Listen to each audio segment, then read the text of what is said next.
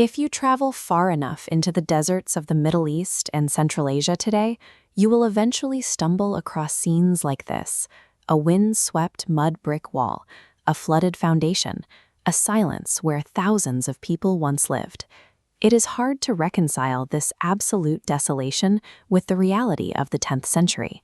While much of Europe remained rural and fragmented, the Islamic world was anchored by a sprawling network of towering cosmopolitan megacities. This map of medieval trade networks shows the sheer density of that urbanization. These glowing nodes stretched from the Atlantic to the borders of China. Many reached populations of 500,000 people, hosting massive public libraries and driving a commercial system that linked continents. This presents us with an obvious historical mystery. How does a city that functioned as the New York or Tokyo of its time completely vanish from the physical map?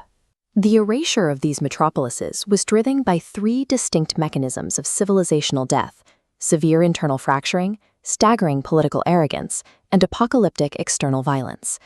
In 10th century Spain, the region known as Al-Andalus reached an apex of architectural brilliance and relative peace. To cement this standing, Caliph Abd al-Rahman III commissioned a massive palace city just outside Córdoba, known as Madinat az-Zahra. It was the ultimate physical manifestation of Umayyad wealth. Spanning over 100 hectares, the administrative headquarters featured expansive gardens, official residences, and intricate stone arches designed to intimidate visiting diplomats and project absolute power. But the rulers inside those walls grew paranoid. To secure their grip on power, subsequent caliphs heavily expanded their personal guard, importing thousands of foreign slave soldiers and mercenaries from across Europe and North Africa. Without a common loyalty, this intense over-militarization bred severe ethnic factionalism.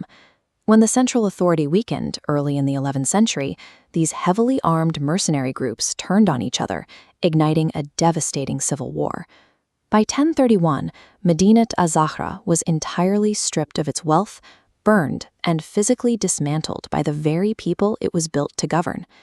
Extreme wealth proved to be no protection against the consequences of deep political division. A similar political miscalculation occurred a century earlier, thousands of miles to the east in Iraq. Seeking to escape rising tensions between the citizens of Baghdad and his newly recruited Turkic guards, the opposite caliph decreed the creation of a brand new, bespoke capital city, Samarra. The scale of the engineering was immense. The city stretched out for 50 kilometers along the banks of the Tigris River. It featured sweeping palaces, racecourses, and the Great Mosque, topped with a massive, towering spiral minaret that still dominates the surrounding desert. Yet despite housing tens of thousands of troops, Samarra possessed virtually no defensive fortifications. The empire's leaders were so confident in their supreme authority that they considered city walls unnecessary. That confidence evaporated quickly.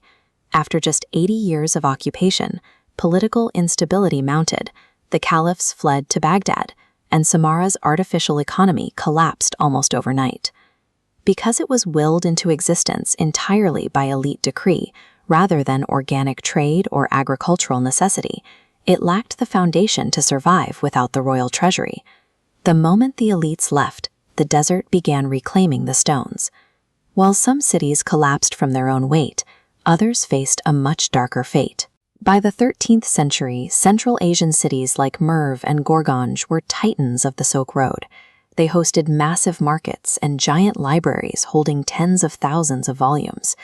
With dense populations and immense military garrisons, these oasis cities projected an aura of absolute invincibility. Residents lived inside massive, semi-fortified structures with sheer, corrugated mud brick walls designed to repel any standard siege. But the arrival of Genghis Khan was not a standard siege. In 1221, Mongol forces under Tolui Khan breached the gates of Merv. In the horrific aftermath, historical accounts indicate they systematically executed an estimated 700,000 residents. The nearby capital of Gurganj met an even more extreme end. After a brutal urban battle, the Mongols slaughtered the survivors, destroyed the surrounding irrigation systems, and intentionally diverted the Amu Darya River to drown the entire city beneath a thick layer of water and silt. This was total civilizational erasure. The scale of the destruction shifted the demographics and agricultural potential of the region for centuries. With the eastern capitals leveled by the Mongols and the western hubs fracturing into competing kingdoms, the unified center of gravity in the Islamic world was permanently broken. This destruction signaled the erosion of the traditional Silk Road. As key overland routes splintered and the Middle East fractured, European merchants looked toward the sea, seeking oceanic routes that pulled the global economic epicenter westward.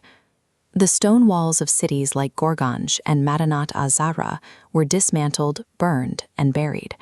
But their intangible outputs, their advances in mathematics, astronomy, translated Greek philosophy, and medical science, had already propagated outward, surviving the fires.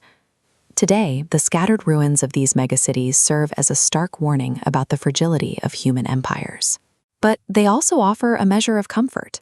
While it is easy to destroy a city, it is much harder to erase an idea.